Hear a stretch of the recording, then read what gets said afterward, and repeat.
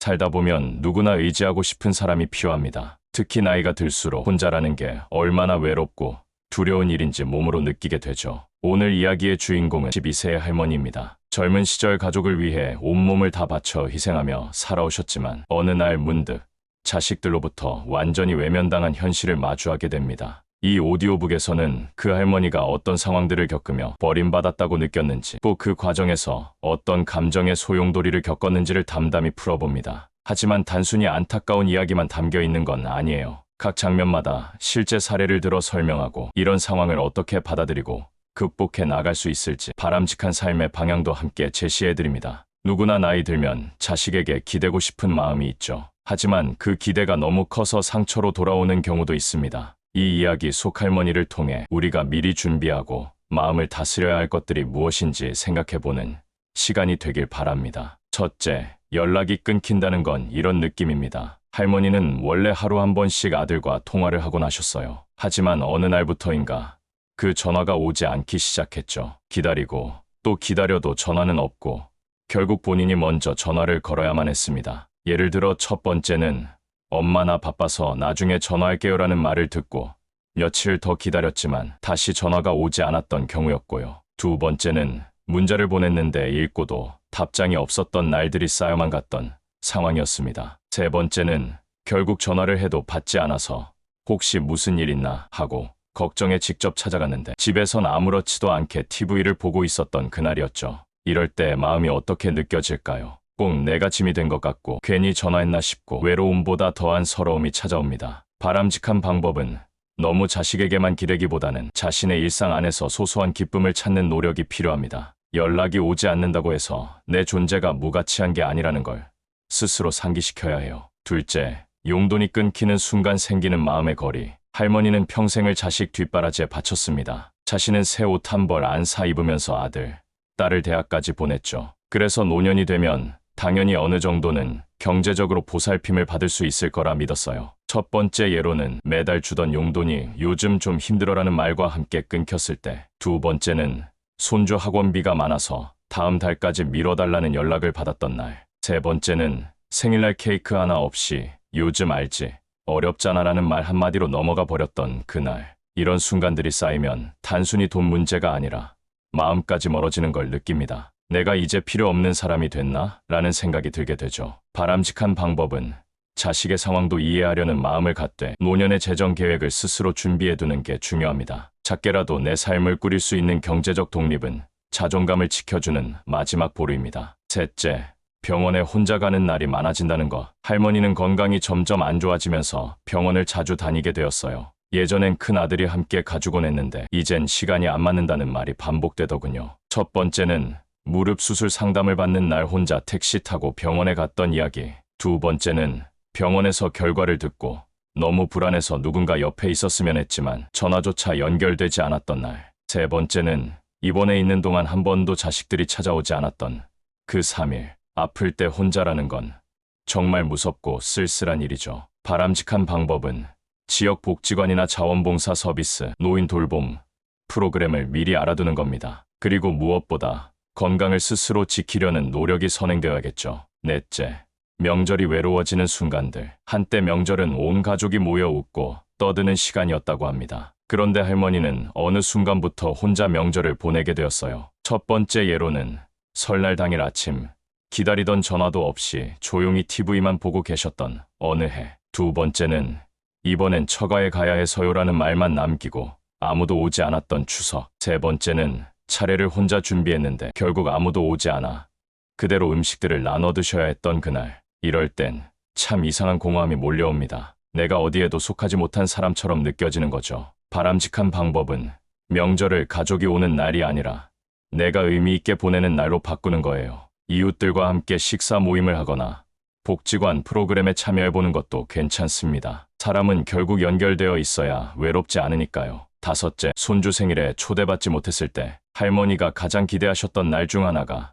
손주의 생일이었습니다. 케이크도 미리 사두시고 선물도 준비하셨는데요. 첫 번째는 손주 생일날이 다가왔지만 아무런 연락이 없었고 SNS를 통해 파티 사진을 보고서야 그날이 지났다는 걸 아셨던 경우. 두 번째는 이번엔 친구들이 많아서 시끄러울까 봐요라며 초대를 받지 못했던 상황. 세 번째는 아예 잊혀진 듯 조용히 지나간 생일. 아무런 연락 없이 그날 준비한 선물을 바라보며 멍하니 앉아 계셨다고 해요. 그 침묵 속에 얼마나 많은 마음이 있었을까요? 바람직한 방법은 기대를 조금씩 내려놓고 내가 먼저 기쁨을 표현하는 쪽으로 시선을 바꿔보는 겁니다. 축하 메시지를 먼저 보내고 작게라도 마음을 전하며 관계의 온도를 조금씩 높여나가는 것도 방법입니다. 여섯째, 살아계시니 다행이라는 말을 들을 때 어느 날 아주 오랜만에 연락 온 딸이 한 말이 엄마, 아직 살아계셨네요 였대요. 농담이라기엔 너무 뼈있는 말이었죠. 첫 번째는 오랜만에 전화를 했는데 이제 나도 엄마 돌아가신 줄 알았지라는 말을 들었던 일. 두 번째는 손주에게 우리 외할머니 살아라는 질문을 듣고 웃어넘겼지만 마음에 남았던 순간. 세 번째는 병원에 입원했을 때 자식이 말한 엄마 이제 오래 사는 것도 괴롭잖아요 라는 말. 이런 말은 단 한 번이라도 들어본 사람에겐 평생 남습니다. 아무리 툭 던진 말이라 해도 마음의 칼처럼 꽂히니까요. 바람직한 방법은 그런 말을 들었을 때 마음에 담아두기보다는 그 자리에서 솔직하게 마음을 표현하는 게 좋습니다. 그 말은 좀 서운하다고 말하는 것, 그게 스스로를 지키는 첫걸음이에요. 일곱째, 생일을 나 혼자 축하해야 할 때 72번째 생일, 아무도 오지 않았습니다. 조용히 떡국을 끓여놓고 스스로에게 생일 축하합니다를 불러보았다는 할머니. 첫 번째는 핸드폰 알람으로만 생일을 확인했던 날. 두 번째는 카카오톡 친구 목록을 몇 번이고 들여다봤지만 아무 메시지도 오지 않았던 아침. 세 번째는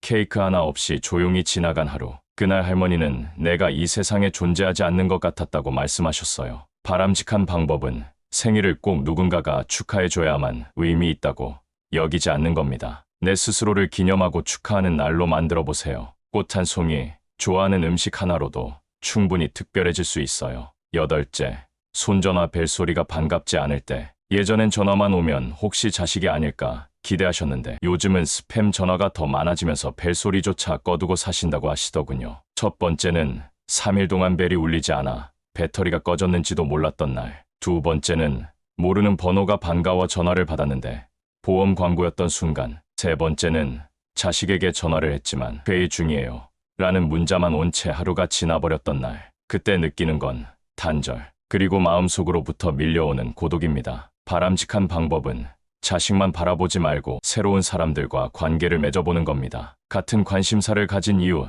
복지관의 친구들, 또는 온라인을 통한 만남도 있어요. 전화는 자식에게만 오는 게 아니어도 됩니다. 아홉째, 내 존재가 부담이 되는 듯한 느낌. 할머니는 어느 순간부터 자식들 눈치를 보게 되었다고 하셨어요. 말 한마디, 부탁 하나가 조심스러워졌죠. 첫 번째는 함께 살자는 말에 엄마 우리 애들 학원비도 벅차요라는 대답을 들었을 때. 두 번째는 병원 동행을 부탁했더니 그건 요양보호사 불러보세요라는 말. 세 번째는 어린 손주를 돌봐줬더니 엄마 너무 힘들면 그만하셔도 돼요라는 말에 오히려 미안해진 상황. 존재가 짐처럼 느껴질 때 사람은 작아지고 또 작아집니다. 바람직한 방법은 부담스러워지는 순간 용기 내어 말해보는 겁니다. 나는 아직 너희에게 해줄 수 있는 게 있다고. 그리고 가족이 아닌 공동체 안에서 나의 역할을 찾아가는 것도 또 하나의 방법입니다. 열째, 이 모든 것을 겪고도 여전히 엄마로 남는다는 것. 가장 슬픈 건 이 모든 상처를 겪고도 여전히 그 자식들을 걱정하고